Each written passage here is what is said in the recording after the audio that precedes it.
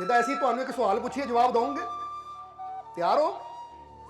हुण जरा ध्यान देना, ये सवाल साडा की है? सवाल साडा है कि तुसीं धार्मिक हो। क्योंकि अज बंदा कहता मैं बड़ा धार्मिक बंदा, की तुसीं धार्मिक हो या अधार्मिक हो? की हो तुसीं? जवाब तो दे दो। धार्मिक हो तुसीं? अच्छा, किहड़ा किहड़ा मनदा मैं धार्मिक हाँ? जरा हुण गौर कर, बाकी सारे धार्मिक ही बैठे।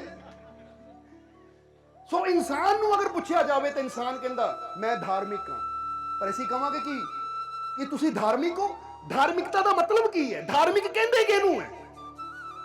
हुण की धार्मिकता का मतलब यह है कि मंदिर गए, घंटी बजाई, पूजा की, नारियल फोड़िया तो मैं धार्मिक हो गया, या मैं मस्जिद गया, नमाज पढ़ी, अजान दी, अजान सुनी, मैं धार्मिक हो गया, या मैं पूजा पाठ कर रहा, तीर्थां ते जा रहा तो मैं धार्मिक हो गया, या मैं मक्के हज करन जा रहा मैं धार्मिक हो गया। किहड़ी चीज़ नूं असीं धार्मिकता कहंदे आ? कि ये धार्मिकता है कि मंदिर जाके पूजा कर ली, हवन कर लिया, यज्ञ कर लिया, या मस्जिद जाके नमाज पढ़ ली, मैं धार्मिक हो गया? कि ये है धार्मिकता? नहीं, ये धार्मिकता नहीं है। धार्मिकता का मतलब है, सही मायने च धार्मिक वो है जिहदे अंदर प्रेम होवे, जिहदे अंदर करुणा होवे, जिहदे अंदर दया होवे, जिहदे अंदर शांति होवे, आनंद होवे। क्योंकि धर्म का मतलब है धारण करना। ਜਦੋਂ ਅਸੀਂ शांति ਨੂੰ धारण कर लेंदे हैं, ਜਦੋਂ प्रेम ਨੂੰ धारण कर लेंदे हैं, ਜਦੋਂ निमरता ਨੂੰ धारण कर लेंदे हैं, ਜਦੋਂ अच्छाई ਨੂੰ धारण कर लेंदे हैं, तो फिर ਅਸੀਂ ਬਣਦੇ ਹਾਂ धार्मिक। सिर्फ मंदिर च घंटियां बजाना बंदा धार्मिक नहीं हो सकता। जरा समझना सारे ने। मंदिर च जाके पूजा कर ली, पर बाहर निकल के लोगों नाल लड़ना शुरू कर दिता, लोगों को ठगना शुरू कर दिता, तो फिर वो धार्मिकता है? फिर काहदी धार्मिकता रह गई? फिर काहदा धर्म रह गया?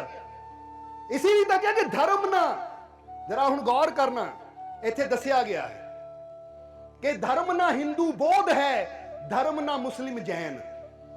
कि बंदा जे सोचे मैं हिंदू हो गया मैं धर्म, मैं बौद्ध हो गया तो मैं धार्मिक हो गया, मैं जैन बन गया तो मैं धार्मिक हो गया, मुसलमान हो गया तो मैं धार्मिक हो गया। धर्म ना हिंदू बौद्ध है, धर्म ना मुस्लिम जैन, धर्म है चित्त की शुद्धता, धर्म शांति सुख चैन। ये धर्म की है कि धर्म तो इंसान के अंदर की शुद्धता है। जो इंसान का हिरदा शुद्ध हो गया, शुद्धता का मतलब है हुण मेरे दिल च किसी वास्ते नफरत नहीं रह गई, मेरे दिल च कोई बुराई नहीं रह गई, मेरे दिल च अहंकार नहीं रह गया, मेरे अंदर क्रोध नहीं रह गया, मेरे अंदर ईर्खा द्वेष नहीं रह गया, मेरे अंदर हुण निमरता आ गई, प्यार आ गया, शांति आ गई, सरबत दे भले दी कामना आ गई, मेरा हिरदा हुण शुद्ध है, साफ है।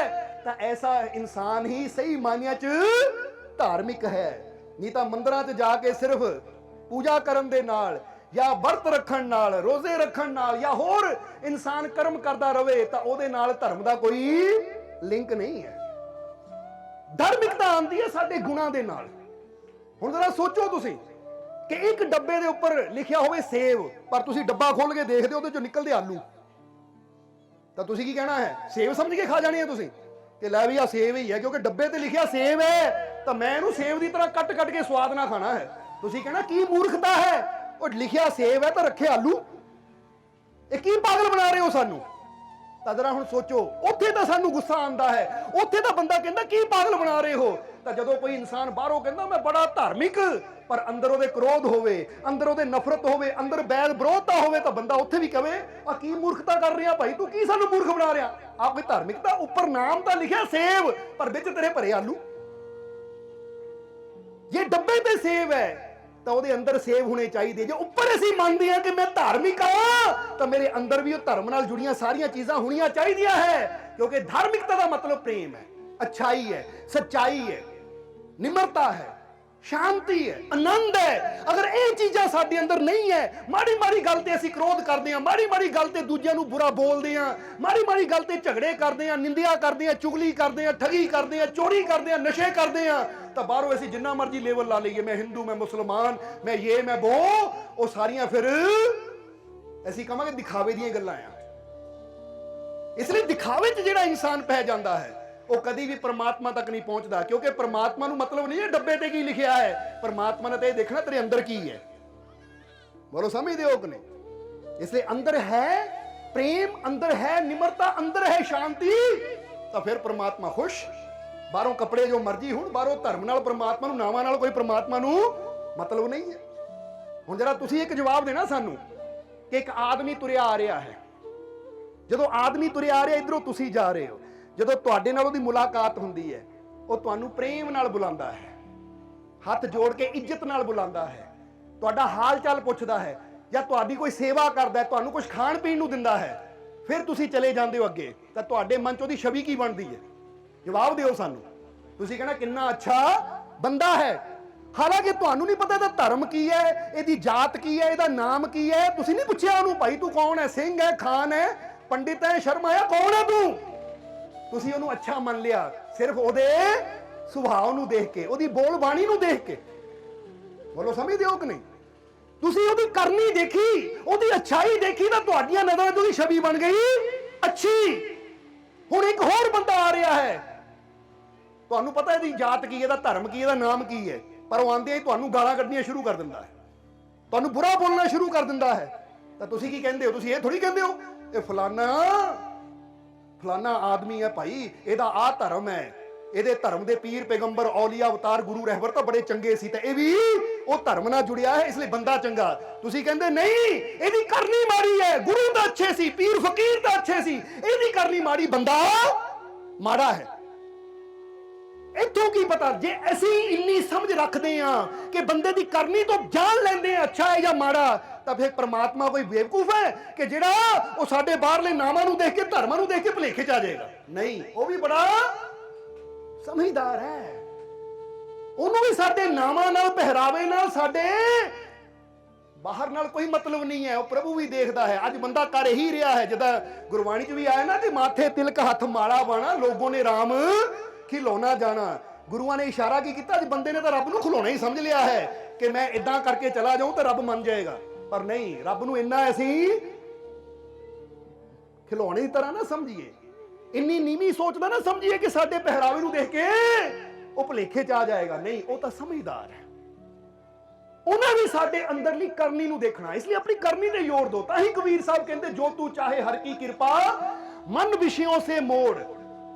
और अगली लाइन च की कहते हैं, कहे कबीर सतसंग में आके चित सिमरन से जोड़। वो कहते जे प्रभु की कृपा चाहिए है तो विषय विकारां तो मन नूं मोड़ और अपने चित्त नूं सिमरन दे नाल जोड़। क्योंकि जदों तू सिमरन नाल जुड़ेगा, अच्छाई नाल जुड़ेगा, निम्रता नाल जुड़ेगा, प्रेम नाल जुड़ेगा, तेरे अंदर शांति आएगी, तो फिर तू बनेगा सच्चा धार्मिक, फिर परमात्मा तेरे नेड़े आएगा। ताही तो ऐसी एक शेर कहीदा है कि मैं खाने में बैठा हर शख्स, मैं खाने में बैठा हर शख्स शराबी नहीं होता। मैं खाने में बैठा हर शख्स शराबी नहीं होता, मस्जिद में बैठा हर शख्स नमाजी नहीं होता। जिसके दिल में ना हो प्रेम की शम्मा रोशन, उससे खुदा कभी राजी नहीं होता। ये समझ लेना सारे। ये बंदा हुण सोच लवे ओ बंदा शराब खाने च बैठा शराबी होना, तो की पता वो अपने बाप नूं लैण गया होवे या किसी नूं लैण ही गया होवे, उद्दां ही बैठा होवे, समझाण ही गया होवे। जिद्दां कहंदे ना जीसस क्राइस्ट जदों समझाण गए शराबियां नूं, तो शराबियां च जाके बह गए। पढ़ के देखनी उन्हें जीवन की कथा, शराबियां च जाके बह गए। तो उसले एक उन्होंने सेवक ने कहा कि महाराज तुसीं शराबियां जाके क्यों बह गए? तो उस वेले जीसस क्राइस्ट कहंदे क्योंकि मैं इन्हां दे जीवन नूं बदलना है, इन्हां दे मेरे कोल आना नहीं, इसलिए मैनूं इन्हां कोल आना पिया। जरा हुण समझो, वो कहंदे जे तुसीं शराबियां नूं कहोगे कि चल मेरे प्रभु दे कोल, चल मेरे सतगुर दे कोल, तो उन्होंने कहना असीं कि उत्थे जाइए, असीं तो ठेके जाना है, उन्होंने तो उत्थे आना नहीं। इसलिए जे एक मरीज इन्ना बीमार है, वो डॉक्टर को नहीं, वैद को नहीं जा सकता, तो वैद समझदार होंदा तो आप मरीज दे कोल चला जाता है। हुण जे जीसस क्राइस्ट उत्थे जाके बह गए तो कोई कहंदा ये भी शराबी, तो फिर तो ओहदी कहण वाले दी मूर्खता होनी सी, क्योंकि वो उत्थे गए जरूर, बैठे जरूर, पर उन्हां दा नजरिया की सी? एक जांदा पीण वास्ते और एक जांदा है पींदियां दी छुड़ाण वास्ते, जीवन नूं बदलण वास्ते। हुण गल तां सारी साडी नीयत दी है ना, बोलो समझदे हो कि नहीं? एक बंदा कहंदा मैं जाके जुआ घर च जुआ खेडना है, वो इस नीयत नाल जांदा वो गुनाहगार है, ते एक बंदा कहंदा मैं जाके ये जुआ घर नूं ताला लाना है, जांदा वो भी जुआ घर च है, जुआ घर नूं बंद करन वास्ते। पर ओहदी जान दी और दूजे दे जान दी नीयत विच देखो कितना फर्क है। और जिद्दां दी नीयत लेके जावांगे फल भी सानू उदां दा ही मिलना है। इसलिए मैं खाने में बैठा हर शख्स शराबी नहीं होता और मस्जिद में बैठा हर शख्स नमाजी नहीं होता। ਹੁਣ ਕਈ ਵਾਰ ਬੰਦਾ ਮਸਜਿਦ ਦੇਖਣ ਚਲਾ ਜਾਂਦਾ ਹੈ ਕਿ ਲੈ ਵੀ ਦੇਖ ਕੇ ਆਈਏ ਬੜੀ ਸੋਹਣੀ ਹੈ, ਤਾਂ ਹੁਣ ਉੱਥੇ ਜਾ ਕੇ ਬਹਿ ਗਏ ਤਾਂ ਕੀ ਤੁਸੀਂ ਨਮਾਜ਼ੀ ਬਣ ਗਏ? ਨਹੀਂ। ਹੋ ਸਕਦਾ ਘਰ ਆ ਕੇ ਬੰਦਾ ਬੋਤਲ ਦਾ ਢੱਕਣ ਖੋਲ ਕੇ ਸ਼ਰਾਬ ਪੀਵੇ, ਅੱਜ ਬੜਾ ਘੁੰਮ ਕੇ ਆ, ਥੱਕ ਗਿਆ, ਹੁਣ ਲਾ ਲਾ ਮੈਂ ਨਸ਼ਾ ਪੀ ਲਾ, ਮੈਂ ਲਾ ਲਾ ਮੈਂ ਥਕਾਵਟ। ਹੁਣ ਇਹਦਾ ਮਤਲਬ ਅਸੀਂ ਦੱਸਣਾ ਕੀ ਚਾਹੁੰਦੇ ਕਿ ਗੱਲ ਬਾਹਰ ਦੀ ਨਹੀਂ ਕਿ ਬਾਹਰ ਤੁਸੀਂ ਕਿੱਥੇ ਬੈਠੇ ਹੋ, ਗੱਲ ਤੁਹਾਡੀ ਅੰਦਰ ਦੀ ਹੈ ਕਿ ਤੁਹਾਡੀ ਨੀਅਤ ਕੀ ਹੈ, ਤੁਹਾਡਾ ਨਜ਼ਰੀਆ ਕੀ ਹੈ। ਪਰਮਾਤਮਾ ਸਰੀਰ ਨੂੰ ਨਹੀਂ ਦੇਖਦਾ ਸ਼ਰਾਬਖਾਨੇ 'ਚ ਬੈਠਾ ਜਾਂ ਮਸਜਿਦ 'ਚ ਬੈਠਾ ਹੈ, ਮੰਦਿਰ 'ਚ ਬੈਠਾ, ਕਿੱਥੇ ਬੈਠਾ ਹੈ। ਪਰਮਾਤਮਾ ਨੂੰ ਮਤਲਬ ਹੈ ਸਾਡੀ ਨੀਅਤ ਨਾਲ, ਸਾਡੀ ਸੋਚ ਨਾਲ, ਕਿ ਸਾਡੀ ਸੋਚ ਕੈਸੀ ਹੈ। ਹੁਣ ਅਗਰ ਅਸੀਂ ਕਿਤੇ ਵੀ ਬੈਠੇ ਹੋਈਏ, ਜੇ ਬੰਦਾ ਕਹੇ ਮੈਂ ਤਾਂ 24 ਘੰਟੇ ਮਸਜਿਦ 'ਚ ਰਹਿੰਦਾ, ਮੈਂ 24 ਘੰਟੇ ਮੰਦਿਰ 'ਚ ਰਹਿੰਦਾ ਹਾਂ, ਤਾਂ जिसके दिल में ना हो प्रेम की शम्मा रोशन, उस शख्स से खुदा कभी राजी नहीं होता। बैठो 24 घंटे मंदिर, बैठो 24 घंटे मस्जिद, पर जे तुहाडे अंदर प्रेम ही नहीं है तो रब ने कभी राजी नहीं होना, क्योंकि जिन प्रेम कियो तिन ही प्रभ पायो। इसलिए प्रभु नूं पाउण वास्ते अंदर प्रेम दा होना जरूरी है।